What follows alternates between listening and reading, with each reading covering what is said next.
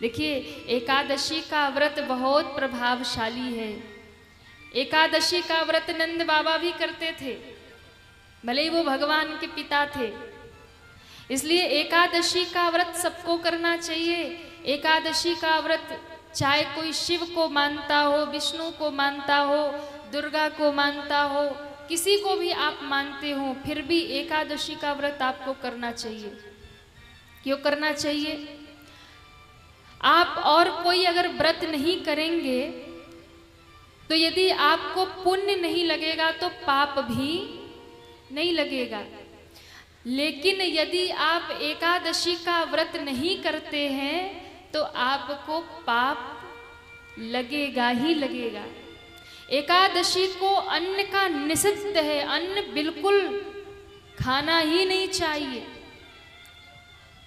अन्न, एकादशी को सारे पाप अन्न में विराजते हैं। और अन्न भी चलो मान लो कोई ऐसी दुविधा है, कोई असमर्थ है, बीमार है, तो ठीक है, उसे फिर कुछ मीठा भोजन, मीठी वस्तुएं खिलाओ, जैसे दूध रोटी खा ले, ऐसा कुछ विधान कर ले। उससे भी नहीं बनता तो ठीक है, भोजन भी कर ले, लेकिन चावल तो बहुत निषेध है एकादशी के व्रत में।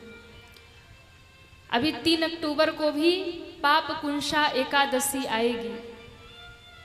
अश्विन मास के शुक्ल पक्ष की जो पड़ने वाली एकादशी है, पाप कुंशा एकादशी, इसका भी बड़ा महत्व है। दशहरा विजयदशमी 2 तारीख को है और 3 अक्टूबर को पाप कुंशा एकादशी है। 3 अक्टूबर को पाप कुंशा एकादशी का व्रत अवश्य करिए। क्यों? क्योंकि ये एकादशी इतनी प्रभावशाली है, इस एकादशी का इंतजार तो देवता भी करते हैं। पाप पर हमारे जो अंकुश लगाने वाली है, ऐसी एकादशी पाप कुंशा एकादशी, जो हमारे पाप पर अंकुश लगा देती है, ऐसी एकादशी है पाप कुंशा एकादशी।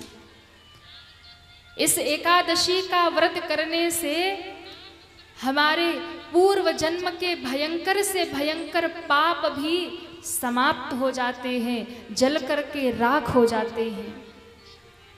ऐसी पाप कुंशा एकादशी, क्योंकि इसका नाम ही है पाप कुंशा, जो पाप पर अंकुश लगाने वाली है, पाप को जलाकर भस्म कर देने वाली है, पाप को मिटा देने वाली है, पूर्व जन्म के भयंकर से भयंकर पापों का भी शमन कर देती है ये पाप कुंशा एकादशी। इसलिए विजयदशमी के बाद पाप कुंशा एकादशी, जो अश्विन मास के शुक्ल पक्ष में आती है। वैसे तो एकादशी 2 तारीख को ही संध्या में प्रारंभ हो रही है, पर उदया तिथि में नहीं है। इसलिए इस एकादशी का व्रत, पाप कुंशा एकादशी का व्रत 3 अक्टूबर को दिन शुक्रवार को किया जाएगा। और इस व्रत का पारण 4 अक्टूबर शनिवार को किया जाएगा। पारण का जो समय रहेगा वो सुबह 6:16 से लेकर के 8:45 तक पारण का जो समय होता है, उसी समय हमें व्रत का पारण करना चाहिए। तो 3 अक्टूबर शुक्रवार को इस व्रत को आप धारण करें। 4 अक्टूबर शनिवार को सुबह 6:16 से लेकर 8:45 के बीच में इस व्रत का पारण करें। निष्ठापूर्वक जो भी पाप कुंशा एकादशी का व्रत करता है, इस दिन दान करता है, भजन करता है, उसके जन्म के, पूर्व जन्म के और इस जन्म के भी भयंकर से भयंकर पाप समाप्त हो जाते हैं। पितृ दोष मिट जाता है। ये एकादशी आपके पितरों का भी उद्धार करने वाला है, इतना सामर्थ्य है इस एकादशी का। इस एकादशी के करने से पितृ प्रसन्न होते हैं, पितरों को भी इसका फल प्राप्त होता है। जो भी पाप कुंशा एकादशी का व्रत करते हैं उन्हें 1000 अश्वमेघ यज्ञ करने का फल प्राप्त होता है। अब सोचिए 1000 अश्वमेघ यज्ञ कहाँ करने जाएंगे, लेकिन अगर एक पाप कुंशा एकादशी का व्रत कर लिया तो 1000 अश्वमेघ यज्ञ का फल प्राप्त हो जाता है। 100 सूर्य यज्ञ करने का फल आपको प्राप्त हो जाता है एकमात्र एकादशी का व्रत करने से। अब सोचिए कि ये एकादशी कितनी प्रभावशाली है। 1000 अश्वमेघ यज्ञ कोई करे, 100 सूर्य यज्ञ कोई करे, उसका फल केवल और केवल पाप कुंशा एकादशी का व्रत पालन करने से ही आपको प्राप्त हो जाता है। इतनी प्रभावशाली ये एकादशी है। देवता भी इस एकादशी का इंतजार करते हैं। ब्रह्म वैवर्त पुराण में इसकी बड़ी प्यारी कथा है। देखिए, आप जो भी एकादशी करते हैं ना, उस एकादशी के व्रत की, हर एक एकादशी की एक कथा है। हर एकादशी की व्रत की एक कथा है। तो जब भी आप किसी भी एकादशी का व्रत करें तो उसकी कथा का श्रवण अवश्य करें, क्योंकि यदि आप उस व्रत की कथा को श्रवण करते हैं तो वो भी अपने आप में करोड़ों यज्ञों का फल देने के समान होता है, केवल कथा श्रवण करने मात्र से। तो पाप कुंशा एकादशी जो है, इस एकादशी के व्रत की कथा भी बड़ी अद्भुत है। ब्रह्म वैवर्त पुराण में भगवान श्री कृष्ण युधिष्ठिर से कहते हैं, महाराज ये पाप कुंशा एकादशी बड़ी प्रभावशाली है, बड़े से बड़े पाप को समाप्त करने वाली है। क्या महिमा है, क्या कथा है? कहा, विंध्य पर्वत पर एक बहेलिया रहता था। विंध्य पर्वत पे एक बहेलिया रहता था। बड़ा ही क्रूर था और बड़ा ही पाप करने वाला था। उसका जीवन बड़ा पापमय था। पूरे जीवन उसने भयंकर से भयंकर पाप किया। ऐसा कोई पाप नहीं, अधर्म नहीं जो उसने नहीं किया हो। भयंकर से भयंकर उसने पाप किया। लेकिन जब उसका अंत समय आया, जब अंत समय आया तो अपने पापों से भयभीत होने लगा। अंत समय जब आया तो उसे उसके पाप सताने लगे और वो समझ गया कि मैंने जीवन भर जो पाप किया है, अब इन सारे पापों का दंड मुझे अवश्य ही मिलेगा। अब मुझे नरक की यातना करनी पड़ेगी, यमलोक का मुख देखना पड़ेगा और जीवन भर के सारे पाप मुझे नरक में जाकर के काटने पड़ेंगे। अपने उस पाप के दुख से, व्यथा से व्यथित होकर के वो बहेलिया अंगीरा ऋषि के पास गया। अंगीरा ऋषि से जाकर के उसने प्रार्थना किया, महाराज मैंने जीवन भर बड़ी क्रूरता की है, मैंने जीवन भर बड़ा पाप किया है, कोई ऐसा पाप नहीं जो मैंने छोड़ा हो। मैंने बहुत भयंकर पाप किया, बहुत क्रूरता की है लोगों के साथ में, पाप में जीवन व्यतीत किया। अब मुझे इस बात से बहुत भय लग रहा कि अब मुझे यमलोक का द्वार देखना पड़ेगा, नरक के द्वार जाना पड़ेगा। लेकिन मुझे अब पश्चाताप हो रहा है। आप कोई उपाय हमें बताएं, आप कोई ऐसा व्रत अनुष्ठान हमें बताएं जिससे कि हमारे पाप समाप्त हो जाएं। तब अंगीरा ऋषि ने उस बहेलिये को अश्विन मास की शुक्ल पक्ष में इस आने वाली पाप कुंशा एकादशी के विषय में बताया। कहा कि यदि तुमने इतने पाप किए हैं पर अब तुम्हें यदि पश्चाताप हो रहा है तो तुम विधि पूर्वक पाप कुंशा एकादशी का व्रत धारण करो, भगवान नारायण का, भगवान पद्मनाभ का पूजन करो और उसके अनुष्ठान को करने से तुम पापों से मुक्त हो जाओगे। उसने अंगिरा ऋषि की बात मान करके पाप कुंशा एकादशी का व्रत किया। भगवान विष्णु की, भगवान नारायण की निष्ठा पूर्वक उसने आराधना की, पूजन किया, साधना किया और अपने मन को निर्मल किया, पवित्र किया। और पाप कुंशा एकादशी करने से ही सारे पापों से मुक्त होकर भगवान के धाम चला गया। ऐसी पाप कुंशा एकादशी की महिमा बताई। पाप कुंशा एकादशी का जब आप व्रत करें, इस व्रत के दिन, जिस दिन आप व्रत कर रहे उस दिन भगवान पद्मनाभ की पूजा करिए। भगवान पद्मनाभ कौन है?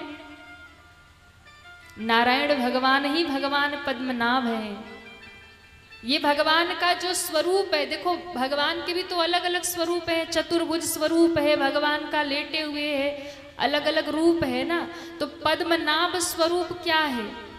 भगवान शेष सैया पे शयन कर रहे हैं, लेटे हुए हैं और उनके नाभि से कमल और कमल से ब्रह्मा जी निकले हुए हैं। ऐसा चित्र आपने कभी देखा होगा।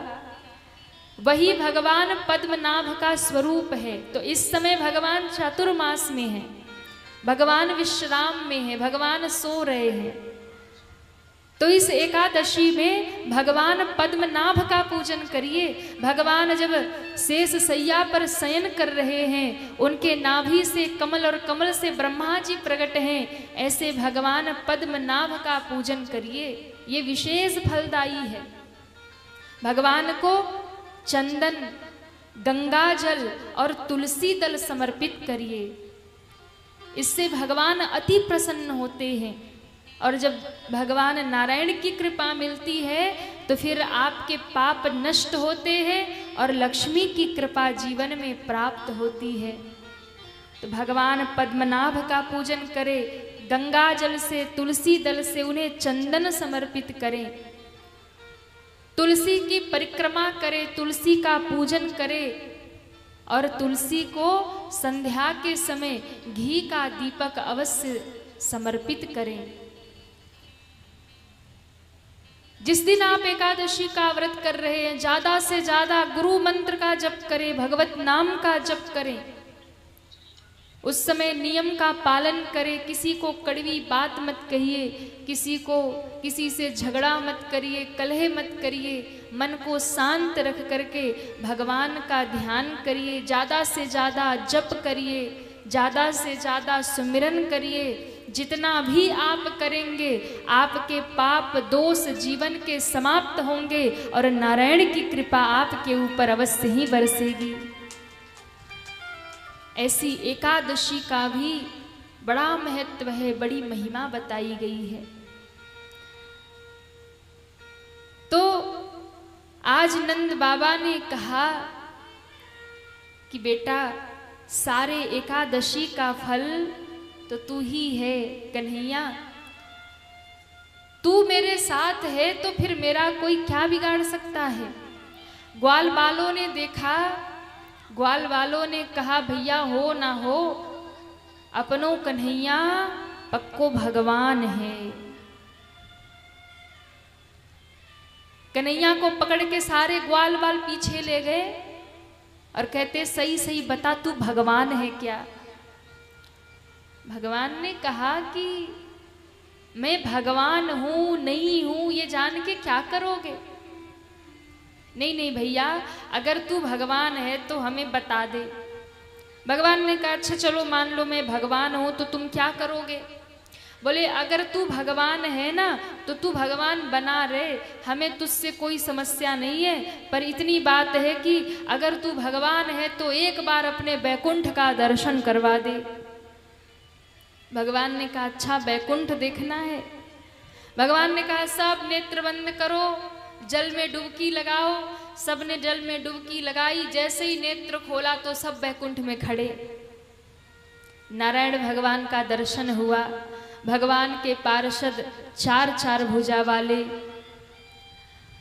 अब कहते हैं बैकुंठ का दर्शन किया लेकिन ग्वाल बालों को तो कन्हैया की याद आ रही है, क्योंकि नारायण भगवान तो शेष सैया पे सो रहे हैं, सुंदर आसन पर विराजमान है, ध्यान में है। ब्रह्मा जी खड़े हैं, शंकर जी खड़े, देवता खड़े, सब स्तुति गा रहे। भगवान किसी से बोले नहीं, किसी को देखे नहीं। ग्वाल बालों को वृंदावन की याद आई, नेत्र खोला सोई वृंदावन में खड़े हैं, सामने ठाकुर जी मुस्कुरा रहे। भगवान ने कहा, कहो कैसा रहा बैकुंठ हमारा। ग्वाल बालों ने कहा, भैया तेरा बैकुंठ तो बहुत बढ़िया है, लेकिन हमारे वृंदावन जैसा आनंद बैकुंठ में नहीं है। वहां तो तेरे बहुत ठाट हैं, बड़े बड़े देवता सब तुम्हारी स्तुति करते, पूजा करते हैं, लेकिन भैया जो सुख वृंदावन में हमें तेरे साथ मिलता है वो बैकुंठ में नहीं है। क्यों नहीं है? क्योंकि वहां तो तू किसी से बोलता नहीं, किसी के साथ कुछ करता नहीं व्यवहार, बस ध्यान में बैठा रहता है, सब तेरी स्तुति गाते हैं। रूप ही अलग है, वैभव ही अलग है, स्वरूप ही अलग है। पर कन्हैया यहाँ तो तू इस रूप में हमारे साथ खेले खावे गैया चरावे, सोई हमको तो आनंद वृंदावन में ही आता है। क्या करेंगे वैकुंठ लेकर के? हाँ, कहा करो वैकुंठ जाई, क्या करेंगे वैकुंठ जा करके जब हमें सुलभ रूप में भगवान यहाँ प्राप्त हैं। इसलिए वृंदावन बिहारी भगवान बड़े सहज हैं, जल्दी मिल जाते हैं, पर बैकुंठवासी भगवान बड़े दुर्लभ हैं, बड़े कठिन हैं, जल्दी नहीं मिलते। यहाँ तो कोई अपना लाला बना लेता है, भगवान को, कन्हैया को कोई अपना पुत्र बना लेता है, कोई अपना प्रियतम बना लेता है, कोई पति बना लेता है, कोई उन्हें अपना पिता बना लेता है, कोई माता बना लेता है। जिसका जैसा भाव है लोग भगवान से अपना संबंध जोड़ लेते हैं और भगवान निभाते हैं। भगवान भक्ति से यदि कोई संबंध भगवान से आपने बना लिया ना, त्वमेव माता च पिता त्वमेव, त्वमेव बंधु च सखा त्वमेव। माता बना लो, पिता बना लो, गुरु बना लो, बेटा बना लो, सखा बना लो, पति बना लो, प्रियतम बना लो, वो सब बनने के लिए तैयार है महाराज। भगवान कहते जिस रूप में तू चाहेगा मैं उस रूप में तुझे मिल जाऊंगा। बस एक बार तू भगवान को पाने के लिए निकल।